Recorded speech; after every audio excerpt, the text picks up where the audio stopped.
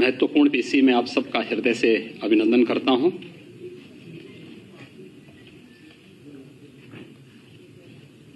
उत्तर प्रदेश ही नहीं बल्कि देश के किसी भी राज्य के पहले पेपरलेस बजट के लिए प्रदेश के वित्त मंत्री श्री सुरेश खन्ना जी और उनकी पूरी टीम का मैं हृदय से अभिनंदन करता हूं। मुझे प्रसन्नता है कि आज से हमारी कैबिनेट भी ई कैबिनेट हो गई है। आज प्रातःकालीन सत्र में हमारा बजट पूर्व जो कैबिनेट की बैठक आयोजित हुई थी वह भी ई कैबिनेट थी और ई कैबिनेट के साथ ही आज आपने पेपरलेस बजट को पहली बार देखा है। मैं इसके लिए उन्हें बधाई देता हूं और आप सबको भी आपने इसका आनंद लिया होगा, इसके लिए भी आप सबको मैं बधाई देता हूं। मित्रों, एक लोक कल्याणकारी, विकासोन्मुख, सर्वसमावेशी बजट के लिए मैं वित्त मंत्री, वित्त राज्य मंत्री श्री संदीप सिंह, प्रदेश की अपर मुख्य सचिव वित्त और वित्तायुक्त श्रीमती राधा एस चौहान तथा वित्त विभाग की उनकी पूरी टीम को हृदय से बधाई देता हूं। यह बजट सबका साथ, सबका विकास तथा सबके विश्वास की उत्कृष्ट लोकतांत्रिक भावना से परिपूर्ण प्रदेश के तीव्र धारणीय एवं सर्वसमावेशी विकास के लिए मील का पत्थर साबित होगा। वैश्विक महामारी कोरोना के मध्य देश के सबसे बड़े राज्य के लिए यह बजट एक नई आशा, एक नई ऊर्जा और उत्तर प्रदेश की नई संभावनाओं को उड़ान देने का एक माध्यम बनेगा। खासतौर पर हर घर को नल, हर घर को बिजली, हर गांव में सड़क और हर गांव को डिजिटल बनाने के संकल्प के साथ ही हर खेत को पानी और हर हाथ को काम देने का संकल्प इस बजट में निहित है। यह बजट प्रदेश के गांव, गरीब, किसान, नौजवान, महिलाएं और समाज के प्रत्येक तबके का प्रतिनिधित्व करने वाला यह बजट है। आत्मनिर्भर उत्तर प्रदेश की भावना के अनुरूप यह बजट है। इसमें रोजगार की व्यवस्था, सभी वर्गों के उत्थान का इरादा, वंचितों, शोषितों एवं युवाओं के सुंदर भविष्य की रूपरेखा और उत्तर प्रदेश के नव निर्माण की संरचना भी इस बजट में निहित है। मैं इस शानदार बजट के लिए वित्त मंत्री जी को और अपर मुख्य सचिव वित्त और वित्तायुक्त जी को हृदय से बधाई देता हूं। प्रदेशवासियों को इतने शानदार बजट के लिए अपनी शुभकामनाएं भी देता हूं। बजट से जुड़ी हुई जो कुछ महत्वपूर्ण बातें हैं उनमें हम सब जानते हैं कि बजट का आकार इस बार 5,50,270.78 करोड़ रुपए का है, जो वर्ष 2020-21 के बजट से 37,410.06 करोड़ रुपए यानी 7.3% अधिक है। अगर आप देखेंगे कि कोविड-19 के दौरान भी वित्तीय अनुशासन को बनाए रखते हुए प्रदेश के इंफ्रास्ट्रक्चर के डेवलपमेंट के साथ साथ लोक कल्याण की भावनाओं के साथ प्रत्येक तबके के हितों को इसके अंदर समाहित करते हुए महत्वपूर्ण कार्यक्रम कदम उठाए गए हैं।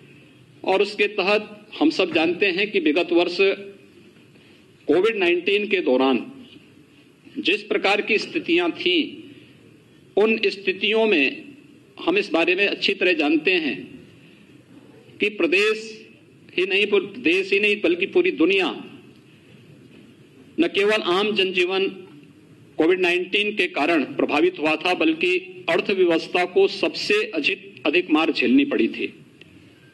उस दौरान भी जिस प्रकार का कार्य को उस दौरान भी प्रदेश ने जिस संकल्प शक्ति के साथ आगे बढ़कर के कार्य किया, आदरणीय प्रधानमंत्री जी के मार्गदर्शन में, हम जानते हैं कि हमारे राजस्व की प्राप्तियों में जो हमारे लक्ष्य थे, उस लक्ष्य के अनुरूप उन प्राप्तियों को प्राप्त करने में हमें कुछ कठिनाई हुई। उस सब के बावजूद एफआरबीएम की जो सीमा भारत सरकार ने और रिजर्व बैंक ने रखी है 4.5% का, हम उसको 4.17% तक ही हम लोगों ने सीमित करके रखा और उसके अंदर ही अपने इस बजट को प्रदेश के लिए सर्वांगीण विकास को ध्यान में रख करके हम लोगों ने आज का ये बजट प्रस्तुत किया है। बजट में मुख्य रूप से जिन चीजों की तरफ आप देखेंगे कि बजट की अपनी एक थीम होती है। उत्तर प्रदेश का यह बजट हम लोगों ने जब 2017-18 में अपना बजट प्रस्तुत किया था, तब हम लोगों ने वह बजट प्रदेश के अन्नदाता किसानों को समर्पित किया था। 2019-20 का 18-19 का हमारा बजट प्रदेश के औद्योगिक विकास को समर्पित था। 19-20 का हमारा बजट मातृशक्ति को समर्पित था और 20-21 का हमारा बजट प्रदेश के युवाओं के लिए और प्रदेश के इंफ्रास्ट्रक्चर डेवलपमेंट को समर्पित था। तो इस बार का यह बजट जिस पर फोकस किया गया है, यहां पर हम लोगों ने प्रदेश के समग्र और समावेशी विकास और प्रदेश के विभिन्न वर्गों के स्वावलंबन के माध्यम से सशक्तिकरण को आधार बनाकर के इस बजट को प्रस्तुत किया गया है।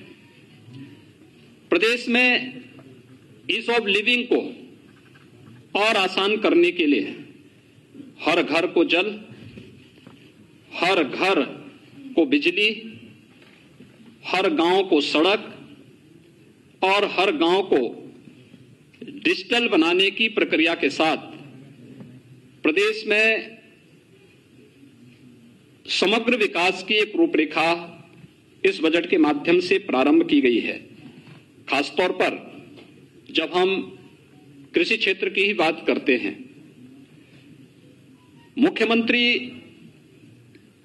कृषक दुर्घटना कल्याण योजना को विस्तार दिया गया है। इसमें अब तक किसान आच्छादित था, अब किसान के साथ साथ किसान के परिवार का कमाऊ सदस्य,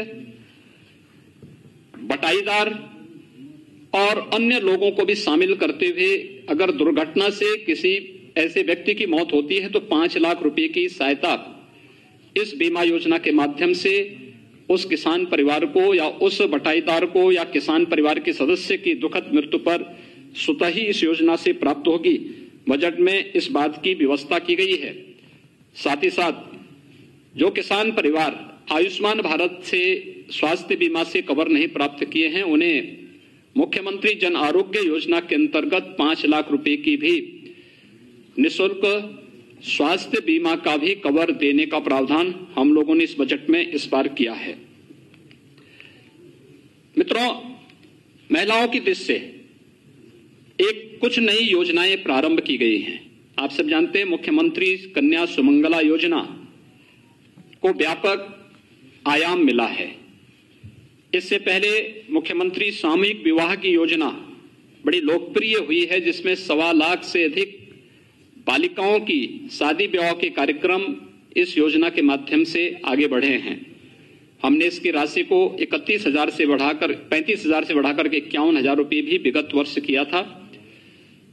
इस वर्ष मुख्यमंत्री सक्षम सुपोषण योजना एक नई योजना उन क्षेत्रों के लिए, उन लोगों के लिए लाई जा रही है 6 महीने से लेकर 5 साल तक किसी भी बच्चे के लिए जो कुपोषित है उस बच्चे को सुपोषित करने के लिए, या जो बालिकाएं स्कूल नहीं जा पाती हैं 11 से 14 साल तक की उन बालिकाओं के लिए जो एनीमिया से पीड़ित हैं उनके लिए भी इस बजट में एक प्रावधान किया गया है।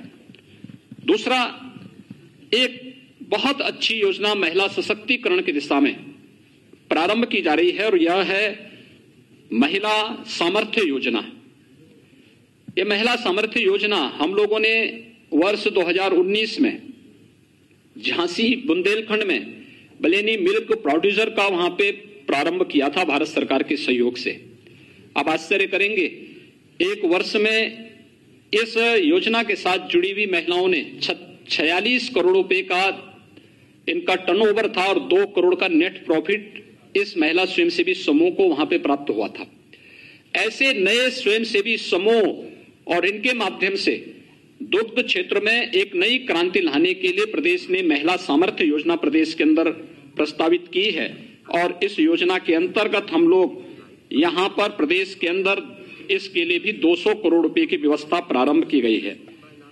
इसके अलावा प्रदेश के अंदर हम लोगों ने अन्य तमाम योजनाओं के साथ ही युवाओं के लिए, आप सब जानते हैं कि अभी हाल ही में हम लोगों ने प्रदेश के अंदर तमाम एक नई योजना युवाओं के लिए समर्पित की है और वह योजना है मुख्यमंत्री अभ्युदय योजना।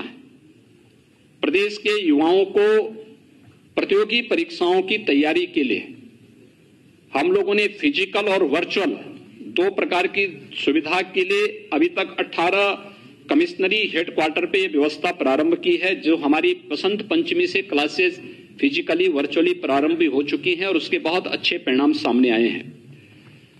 लगभग 10 लाख लोग अब तक उससे जुड़ रहे हैं, वर्चुअली जुड़ रहे हैं। फिजिकली अभी ये संख्या चूंकि स्थान और उसके लिए इंफ्रास्ट्रक्चर की स्थिति को देखते हुए इसमें हम लोग उसको क्रिएट कर रहे हैं, लेकिन फिर भी ये योजना प्रदेश के अंदर लोकप्रिय हुई है और अन्य राज्यों में भी इसकी डिमांड हुई है।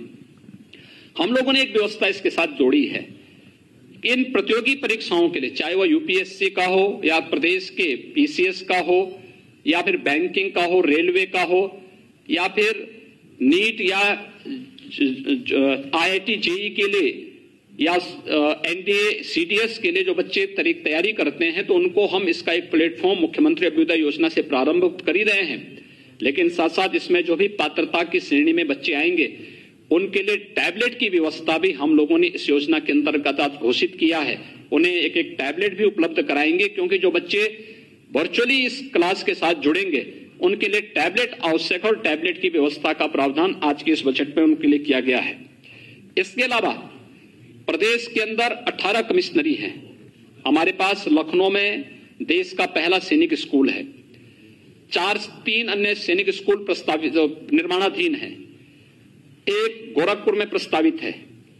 लेकिन इस सब के बावजूद हमारे कुछ कमिश्नरी ऐसे हैं, 18 कमिश्नरी हैं और 18 कमिश्नरी में से जो कमिश्नरी शेष बची हैं जिनमें कोई सैनिक स्कूल नहीं है, उसमें एक सैनिक स्कूल को भी हम लोगों ने आज प्रस्तावित किया है कि एक सैनिक स्कूल उस कमिश्नरी के अंदर किसी एक जनपद में स्थापित करने की कार्य योजना हम इसके साथ बनाएंगे। संस्कृत पढ़ने वाले बच्चों के लिए, उनके लिए सबसे बड़ी समस्या होती है कि उनकी लॉजिंग और फूडिंग की व्यवस्था नहीं हो पाती है, जिससे विद्यालयों में भी उपस्थिति नहीं रहती है और साथ साथ स्वाभाविक रूप से बच्चे नहीं आ पाते हैं तो विद्यालयों में भी उपस्थिति कम रहती है और उन बच्चों के सामने भी। अब हम लोगों ने एक व्यवस्था प्रारंभ की है। बजट में एक प्रावधान कर दिया गया कि जिन आश्रमों में सुविधा होगी तो गुरुकुल पद्धति से अगर वे लॉजिंग की व्यवस्था करेंगे तो उनकी लॉजिंग और फूडिंग के लिए सरकार इसके लिए व्यवस्था करेगी और इसमें हम गुरुकुल पद्धति को पुनर्जीवित करने के लिए संस्कृत पाठ्यक्रम को और मजबूती से आगे बढ़ाने के उन बच्चों की लॉजिंग और फूडिंग की सुविधा के लिए सरकार इसमें सहयोग करेगी और ये कार्यक्रम आगे बढ़ेंगे। प्रदेश के अंदर खेलकूद और खेल विकास और खेलकूद के लिए भी प्रोत्साहन के लिए प्रदेश सरकार ने व्यवस्था की है। हम लोगों ने प्रदेश के अंदर पहले से हमारी योजना चली, हर गांव में खेल का मैदान होना चाहिए। खेल के मैदान के साथ साथ ओपन जिम की स्थापना भी वहां पर हो, जिससे बच्चों के अंदर अपने स्वास्थ्य के प्रति एक नई जागरूकता पैदा हो सके। यह कार्य हम प्रारंभ कर रहे हैं। पीआरडी के भी सशक्तिकरण करने की दिशा में भी एक कार्यक्रम बनाए जा रहे हैं और प्रदेश के अंदर एक व्यवस्था कि जिस कमिश्नरी में कोई राज्य विश्वविद्यालय हमारा अभी नहीं है, 3 राज्य विश्वविद्यालय हमारे वर्तमान में प्रस्तावित हैं, एक सहारनपुर में, दूसरा अलीगढ़ में, तीसरा आजमगढ़ में। इसके अलावा जिस कमिश्नरी में कोई राज्य विश्वविद्यालय नहीं होगा, वहां पर हम एक नए राज्य विश्वविद्यालय की स्थापना वहां पर हम लोग करेंगे। इस दिशा से एक बड़ा कार्यक्रम, इस बड़ी घोषणा भी इस बजट में की गई है। इसके साथ ही प्रदेश के अंदर हमारे 69 जनपद ऐसे हैं जिन 69 जनपदों में कोई ना कोई हमारा मेडिकल कॉलेज है, गवर्नमेंट का हो या प्राइवेट क्षेत्र का मेडिकल कॉलेज वहां पर है और बेहतरीन स्वास्थ्य की सुविधा वहां पर उपलब्ध होती है। जिन क्षेत्रों में कोई मेडिकल संस्थान या मेडिकल कॉलेज नहीं, जिन जनपदों में ऐसे 16 जनपद हैं, उन 16 जनपदों में भी पीपीपी मोड में हम लोग नए मेडिकल कॉलेज स्थापना के लिए सहयोग करेंगे। इसकी पॉलिसी हमारी तैयार हो चुकी है और बजट में इसकी घोषणा कर दी गई है। ये प्रदेश के अंदर हेल्थ इंफ्रास्ट्रक्चर की स्ट्रेंथनिंग के लिए एक बहुत बड़ी घोषणा है और ये प्रदेश के स्वास्थ्य सुविधाओं को और बेहतर बनाने में इससे काफी मदद मिलेगी। प्रदेश के अंदर हम लोगों ने कोरोना कालखंड में इस बात को देखा होगा कि प्रदेश के अंदर संगठित और असंगठित क्षेत्र के श्रमिकों के सामने किस प्रकार की समस्याएं खड़ी होती हैं। कोरोना जैसी महामारी के दौरान सारी व्यवस्था अस्त व्यस्त सी हो गई और बड़े पैमाने पर लोगों ने पलायन का रास्ता अपनाना प्रारंभ किया था। उस समय हम लोगों ने फ्री में राशन, भरण पोषण भत्ता और उनके आवागमन की व्यवस्था को सुनिश्चित करने का कार्य किया था। इस बार हम लोगों ने व्यवस्था की है कि संगठित और असंगठित क्षेत्र के मजदूरों को लो हम श्रम विभाग की योजनाओं से उन्हें आच्छादित करते हैं, जिनके लिए हम लोगों ने विगत वर्ष 18 अटल आवासीय विद्यालय उनके बच्चों के लिए प्रारंभ करने की कार्रवाई प्रारंभ की है। वर्तमान में उनकी भी कार्रवाई तेजी से चल रही है, जिसमें हम उन सभी बच्चों को जिनके रजिस्टर्ड श्रमिक हैं उनके बच्चों को ला करके 6 से 12वीं तक की और आवश्यकता पड़ेगी उससे आगे की भी व्यवस्था हम करेंगे। ढेर सारी योजनाएं उनके लिए हम पहले से चला रहे हैं। श्रम विभाग के द्वारा ही उन्हें हम न केवल उन लोगों को वहां पे हम लोगों ने पहले से ही स्वास्थ्य बीमा की बल्कि सामाजिक सुरक्षा की गारंटी भी वहां पर उपलब्ध कराई है। पहली बार असंगठित क्षेत्र के उन मजदूरों के लिए जिनकी संख्या अगर अकेले प्रदेश के अंदर ही हम देखेंगे लगभग 1 करोड़ से अधिक है। 40 लाख प्रवासी कामगार और श्रमिक तो केवल प्रदेश में ही आए थे कोरोना कालखंड में। इसके अलावा एग्रीकल्चर के क्षेत्र में काम करने वाले, ठेला, खोमचा, रेहड़ी लगाने वाले, पल्लेदार, कुली, ये जितने भी हैं ये असंगठित क्षेत्र के वे लोग हैं जिनका कोई पुरसा हाल नहीं। प्रदेश सरकार ने एक व्यवस्था की है कि असंगठित क्षेत्र के हर व्यक्ति को हम लोग उनका रजिस्ट्रेशन की कार्रवाई करने जा रहे हैं और उन सभी को 2 लाख रुपए की सामाजिक सुरक्षा की गारंटी प्रदेश सरकार उन्हें उपलब्ध कराएगी। और साथ साथ प्रदेश के अंदर हम लोग असंगठित क्षेत्र के प्रत्येक व्यक्ति को जो असंगठित क्षेत्र का मजदूर है उसे 5 लाख रुपए की स्वास्थ्य बीमा की भी कवर मुख्यमंत्री जन आरोग्य योजना के अंतर्गत हम उन्हें देने जा रहे हैं। ये बड़ी योजनाएं इस क्षेत्र में उन लोगों के लिए उपलब्ध कराई जा रही हैं जो लोग अब तक इन सभी योजनाओं से वंचित थे और एक प्रकार से अव्यवस्थित से और खानाबदोश से उनके जीवन से था, उसको व्यवस्थित बनाने के लिए लगभग 1 करोड़ से अधिक असंगठित क्षेत्र के लोग और 1 करोड़ से अधिक संगठित क्षेत्र से जुड़े हुए मजदूर इससे लाभान्वित होंगे।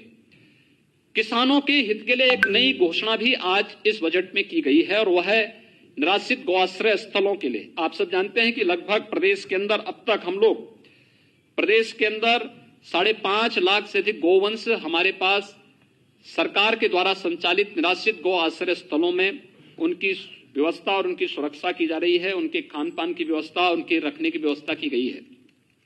लेकिन हमने इसके साथ ही एक व्यवस्था और की थी जिसमें मुख्यमंत्री निराश्रित बेसहारा गोवंश सहभागिता योजना थी, इसमें भी 74,000 गोवंश को हम लोगों ने किसान परिवारों को दिया, जिसमें हम 900 रुपये हर गोवंश उस किसान परिवार को उपलब्ध कराते हैं। लेकिन सरकार ने तय किया है हर न्याय पंचायत स्तर पर भी एक निराश्रित गौ आश्रय स्थल होना चाहिए, और इस बार बजट में निराश्रित गौ आश्रय स्थलों की व्यवस्था के लिए भी धनराशि की व्यवस्था की गई है, जिसको हम स्थानीय एनजीओ के माध्यम से उसको संचालित करने का कार्य करवाएंगे। इंफ्रास्ट्रक्चर और वहां की जो लैंड होगी ये सरकार की होगी, और एनजीओ की साथ मदद से हम इसको संचालित करने का कार्य करेंगे। इसके साथ ही नगरीय क्षेत्रों में भी हम इस प्रकार की योजना को संचालित करने का कार्य करेंगे, और ये कार्य आगे बढ़ने के साथ ही वाराणसी में गोकुल ग्राम की तर्ज पर प्रदेश के अंदर भी हर न्याय पंचायत स्तर पर, फिर बाद में इस गोकुल ग्राम के रूप में इस तर्ज पर इसको आगे बढ़ाने की एक बृहद कार्य योजना को हम आगे बढ़ा रहे हैं। और निराश्रित गोवंश की नस्ल सुधार की दिशा में भी एक नई कार्य योजना की घोषणा आज यहाँ पर की गई है। खुरपका और मुंहपका जैसी बीमारियों से मुक्ति का एक अभियान प्रदेश के अंदर युद्ध स्तर पर चल रहा है। टीकाकरण की कार्रवाई लगभग हम पूर्णता की ओर लेके चल रहे हैं, लेकिन ये एक बड़ी योजना उन लोगों के लिए की गई है। प्रदेश के अंदर व्यापारियों के लिए भी जो 5 लाख रुपए की व्यापारी कल्याण की योजना थी, अधिक से अधिक रजिस्ट्रेशन हो, वह भले जीएसटी देता हो या न देता हो, ये बात का विषय है, लेकिन रजिस्ट्रेशन के साथ साथ उन लोगों का रिटर्न भरने की ट्रेनिंग देने, और 10 लाख रुपए तक की कोई दुर्घटना उनके साथ होती है, उस व्यापारी के साथ कोई कैजुअलिटी होती तो उसके परिवार को 10 लाख रुपए की एक कवर प्रदेश ने इसमें उपलब्ध करवाने के कार्य किया, और प्रदेश ने इसमें काफी बड़ा कार्य इस दिशा में प्रारंभ किया है।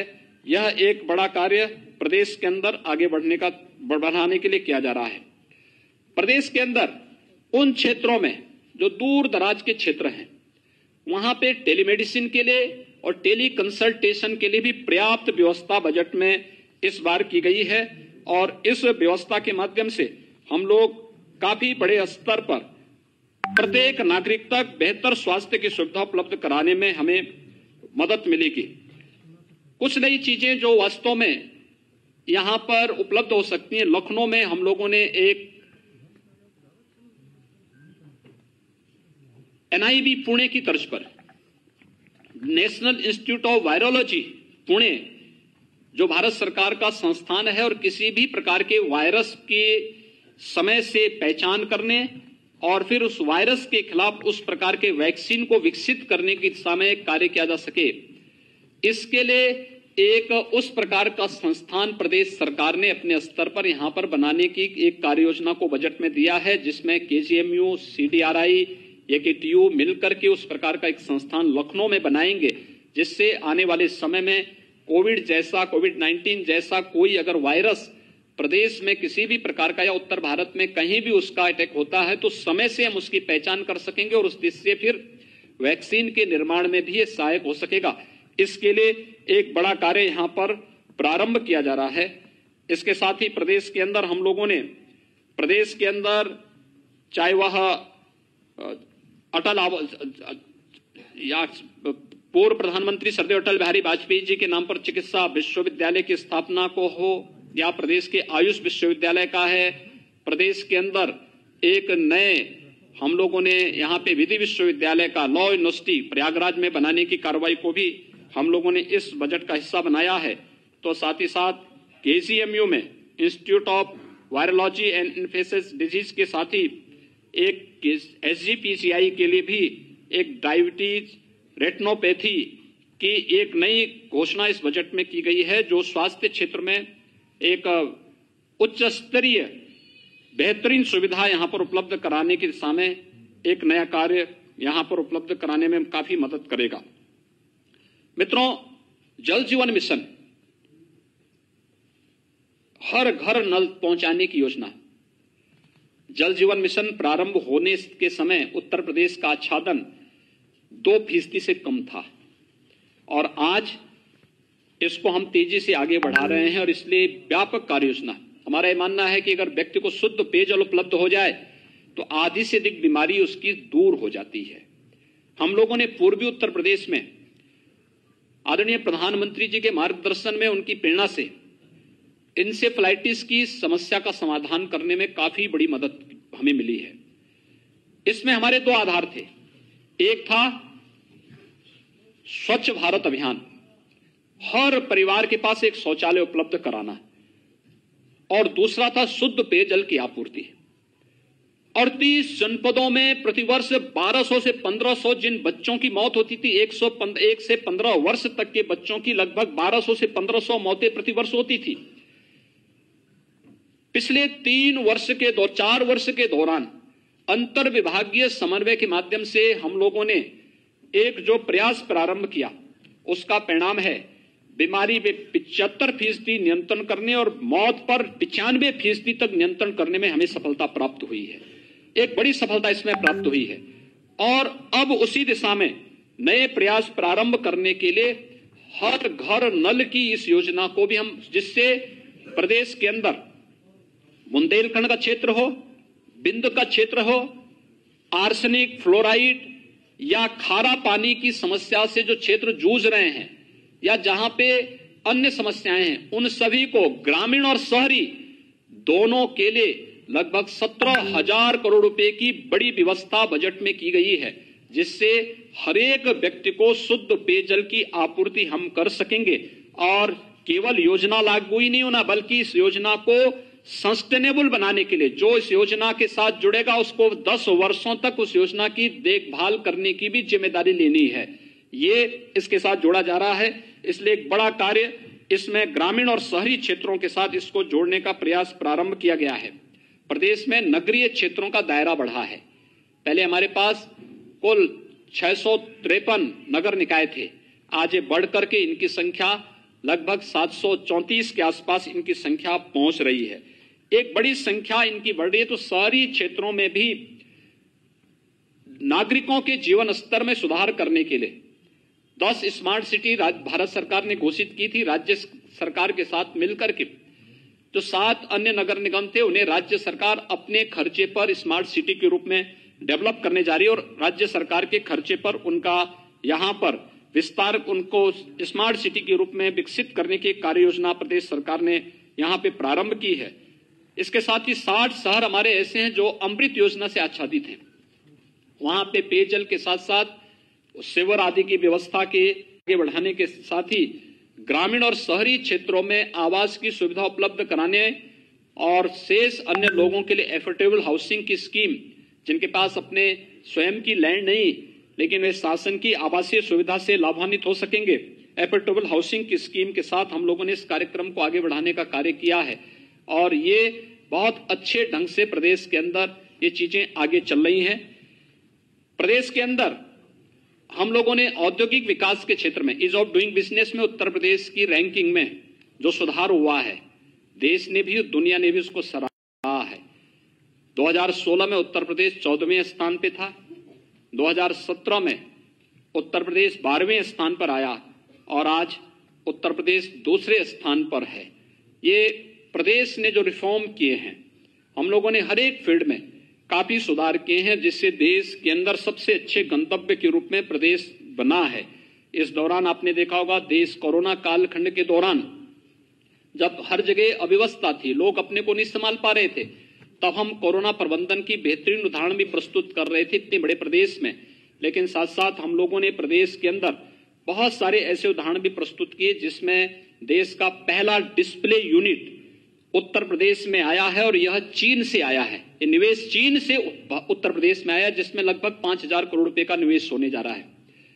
प्रदेश में डाटा सेंटर पार्क की स्थापना के लिए 6,000 करोड़ रुपए की ये कार्य योजना क्रियाशील हो चुकी, यानी इसमें कार्य प्रारंभ हो चुका है। प्रदेश के अंदर ऐसे ही अभी आइका का एक 5,500 करोड़ रुपए के नए निवेश को लेकर के भी जो जिनका सर्विस सेक्टर में बहुत बड़ा रोल है, उन पर उनके द्वारा यहां पर एक नए निवेश को यहां पे प्रारंभ किया गया है। ये इसलिए संभव हो पाया है क्योंकि हम लोगों ने इस फील्ड में जो कार्य किए हैं उसके माध्यम से इसमें काफी इससे संभावनाएं इससे आगे बढ़ी हैं। प्रदेश के अंदर हम लोगों ने निवेश की संभावनाओं को आगे बढ़ाने के लिए सुरक्षा का एक माहौल दिया है। अपराध की प्रकृति समय के अनुरूप बदली है और प्रदेश सरकार ने इस चीज को सुनिश्चित किया है, बजट में हमने इसका प्रावधान किया है कि प्रदेश का पहला फॉरेंसिक एक इंस्टीट्यूट यहां पे हम लोग लखनऊ में स्थापित करने जा रहे हैं। इसके साथ ही यहां पे एक सेंटर ऑफ एक्सीलेंस भारत सरकार की मदद से हम लोग यहां पर लखनऊ में ही स्थापित करने जा रहे हैं।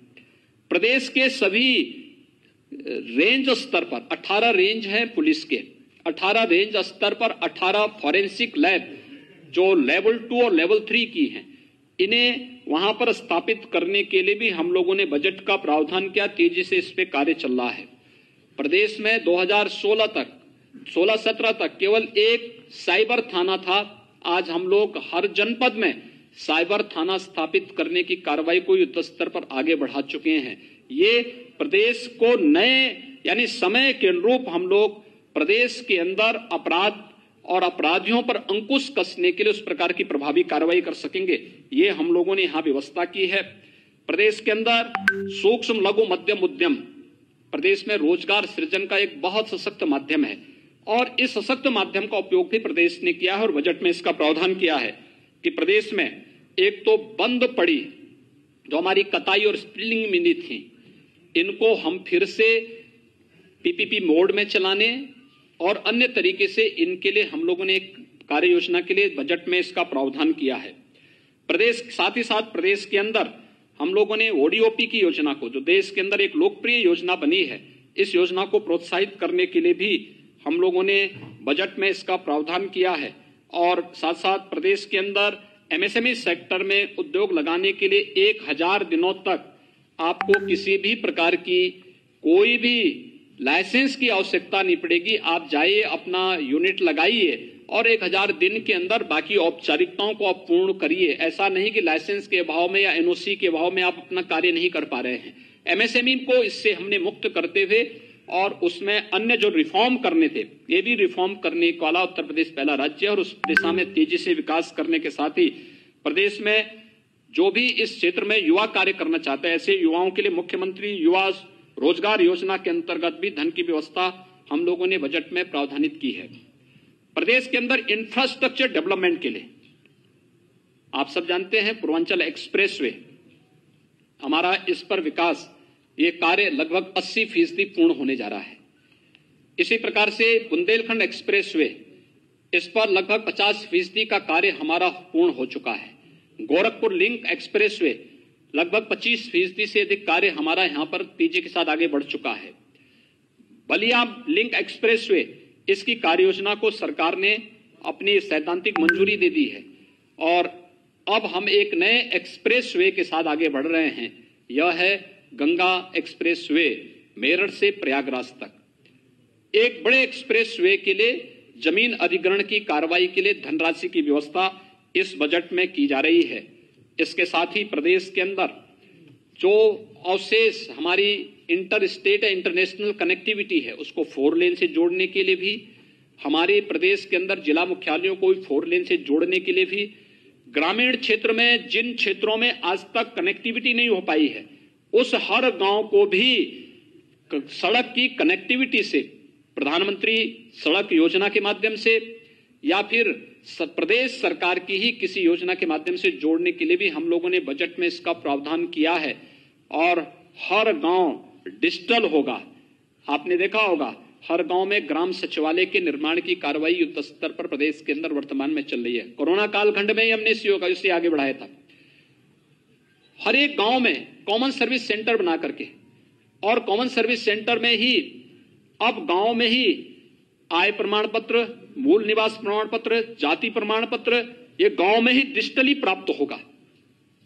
इसके साथ ही हर गांव में एक बैंकिंग कॉरेस्पॉन्डेंट सखी, गांव की हर एक महिला को गांव में ही रोजगार मिलेगा और अब बैंकिंग कॉरेस्पॉन्डेंट सखी के रूप में ही गांव में अपनी सेवा दे पाएगी। लोगों को बैंकों तक जाने और बैंकों के सामान्य कामकाज को और समय को बचत करने में एक बहुत निर्णायक भूमिका, क्रांतिकारी निर्णय इस क्षेत्र में एक तो लिया गया है। दूसरा, हर गांव में एक सामुदायिक शौचालय में भी गांव की एक महिला को रोजगार देने के लिए भी कार्य युद्ध स्तर पर प्रारंभ हुआ है। यानी रोजगार सृजन की दिशा में एक बड़ा कार्य इस क्षेत्र में हुआ है। लेकिन साथ ही हम लोगों ने एयर कनेक्टिविटी को भी बेहतर किया है। आप सब जानते हैं एयर कनेक्टिविटी में अयोध्या में हमारा जो एयरपोर्ट है, इंटरनेशनल एयरपोर्ट के रूप में इसे हम डेवलप करने जा रहे हैं और यहाँ की कनेक्टिविटी को बेहतर, यहां पर हम लोगों ने एयरपोर्ट के निर्माण की कार्रवाई को युद्ध स्तर पर हमारा एक कार्य चल रहा है। अयोध्या एक एयरपोर्ट के रूप में विकसित होगा, इसको बाद में एक हम लोग इंटरनेशनल एयरपोर्ट के रूप में डेवलप करेंगे। जेवर एयरपोर्ट, पहले वहां पे एक व्यवस्था थी कि वहां पे जो केवल 2 वहां पे एयर स्ट्रिप बनेंगे, लेकिन अब उससे बढ़ा करके 6 तक विस्तार देने के कार्य योजना के लिए धनराशि की व्यवस्था इस बजट में की गई है। जेवर का हमारा एयरपोर्ट एशिया का सबसे बड़ा एयरपोर्ट बनने जा रहा है।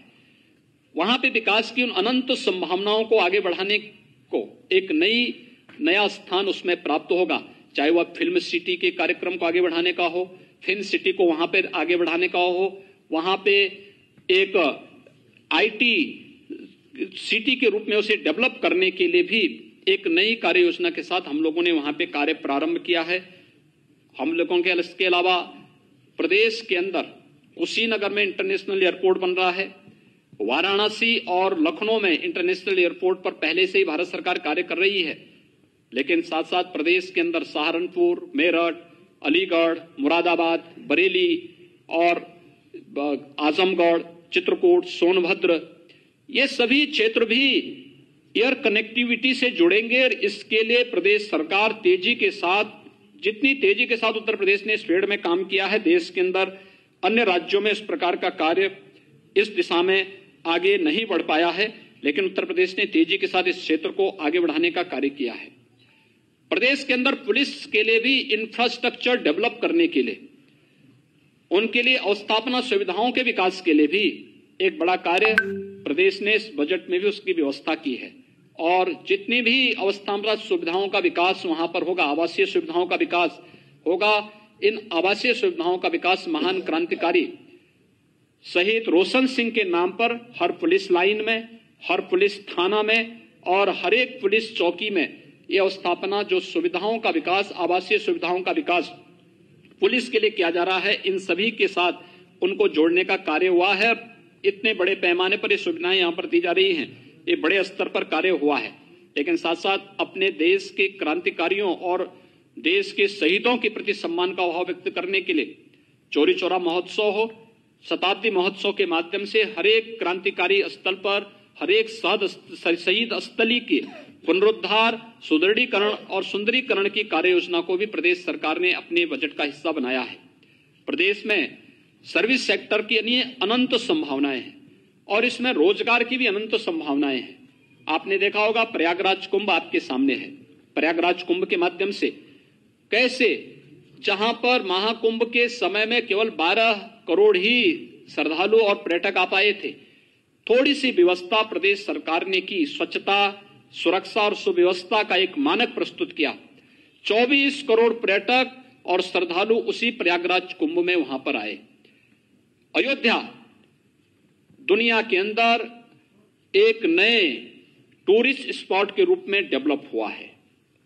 जो फुटफॉल है अयोध्या का, अगर आप देखेंगे, अद्भुत है और बहुत उसको देख करके वास्तव में यानी अकल्पनीय है। प्रदेश सरकार ने निर्णय लिया है इस फील्ड का बेहतर उपयोग करने के लिए। हमारे पास व्यापक संभावनाएं इस फील्ड की, और खासतौर पर इस जो रिलीजियस जो हमारे पास टूरिस्ट है या श्रद्धालु है, उसके लिए अयोध्या है, वह काशी है, प्रयागराज है, चित्रकूट है, निमिष है, विंध्यवासिनी धाम है, देवीपाटन धाम है, सुख तीर्थ है। इन सभी के समग्र विकास के साथ, यानी यहाँ पे जनता को बुनियादी सुविधाएं मिल सकें और यहाँ पे आस्था का भी सम्मान हो सके, इसके विकास की एक कार्य योजना तो हमने ली ही है। मुख्यमंत्री पर्यटन संवर्धन योजना के अंतर्गत भी हमने पर्याप्त धनराशि की व्यवस्था की है कि प्रदेश के अंदर इको टूरिज्म की जो संभावनाएं, हेरिटेज टूरिज्म के लिए जितनी संभावनाएं हैं, इन सभी को हम आगे बढ़ा सकें। चाहे वह आपने देखा होगा एक दीपोत्सव के कार्यक्रम ने या एक रंगोत्सव के कार्यक्रम ने बरसाना और वृंदावन को किस रूप में एक नई ऊंचाइयों तक पहुंचाया है। देव दीपावली ने काशी के देव दीपावली को कैसे दुनिया के अंदर एक नए इवेंट के रूप में प्रस्तुत किया है। ये सारी चीजें हम इसके साथ जोड़ने जा रहे हैं। हम लोगों ने प्रदेश के अंदर इस पूरे बजट में अनुसूचित जाति के लिए भी, जनजाति के लिए भी, पिछड़ी जाति के लिए भी पर्याप्त धनराशि व्यवस्था, उनके पुनरुद्धार और उनके कल्याण के लिए शासन की योजनाओं को उन तक पहुंचाने के लिए पर्याप्त धनराशि की व्यवस्था की है। लेकिन साथ ही साथ लखनऊ में एक जनजातीय संग्रहालय की स्थापना हो सके, इसके लिए भी सरकार ने व्यवस्था इस बजट में, यहां पर इस बजट में इसका भी प्रावधान किया है। यानी अगर हम कहें कि यह बजट प्रदेश की 24 करोड़ भावनाओं का प्रतिनिधित्व करता हुआ प्रदेश के अंदर हर एक सेक्टर के समग्र विकास को और एक सर्वसमावेशी विकास को ध्यान में रख करके बनाया गया है। मैं एक लोक कल्याणकारी, विकासोन्मुख, सर्वसमावेशी बजट के लिए अपने वित्त मंत्री श्री सुरेश खन्ना जी को, वित्त राज्य मंत्री श्री संदीप सिंह जी को, अपर मुख्य सचिव वित्त एवं वित्त आयुक्त श्रीमती राधा चौहान जी को और वित्त विभाग की पूरी टीम को एक बार फिर से बधाई देता हूं और एक अच्छे बजट के लिए, जिसमें अधिवक्ताओं के लिए भी और समाज के प्रत्येक तबके के लिए बेहतर व्यवस्था की गई है। पत्रकारों के लिए तो पहले हम व्यवस्था कर चुके हैं। नहीं, आवासीय सुविधा, मीडिया के लिए तो आवासीय सुविधा की भी और स्वास्थ्य बीमा का हम पहले ही कवर दे चुके हैं। व्यवस्था आगे हो चुका, बढ़ चुका हमारे स्तर पर पहले हो चुकी है। बेहतरीन व्यवस्था उसमें की जा रही है और बेहतरीन व्यवस्था होगी। आप सबके सहयोग के लिए एक बार फिर से मैं बहुत बहुत बधाई देता हूं, अपनी शुभकामनाएं देता हूं और विश्वास व्यक्त करता हूं कि बजट प्रदेश के समग्र विकास को और सर्वसमावेशी विकास को एक नई ऊंचाइयों तक पहुंचाएगा। बहुत बहुत धन्यवाद।